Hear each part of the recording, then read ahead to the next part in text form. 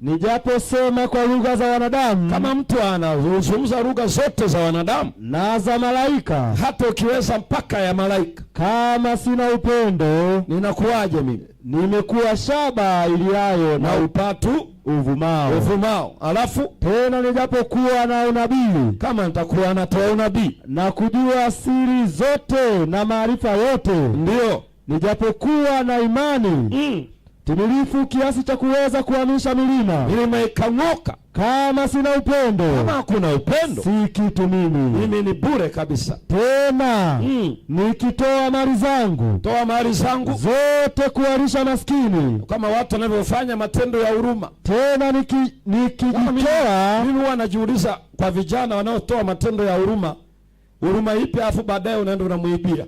Ukipewa kazi ya ufundi unaiba simenti. Matendo ya huruma ni yapi hayo?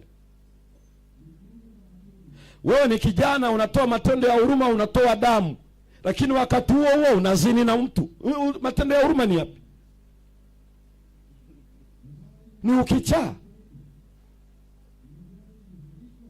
Mtu anayetenda matendo ya huruma, sikiliza anavyoeleza. Ikiwa utatoa mali kwa ajili ya maskini, ya wahitaji, sikiliza, upendo ndio unaokagua hicho unachotoa. Unatoa ili iweje? Na utoaji wetu tunatoa ili baadaye tupokee. Sisi ndio vitu vyenye sherehe ya harusi. Kwa nini watu wanatoa michango kwenye harusi? Ili na mimi bwanangu akioa nije nipate nini? Alafu nafikiri eti ndio utoaji huu. Na nafikiri ndio upendo.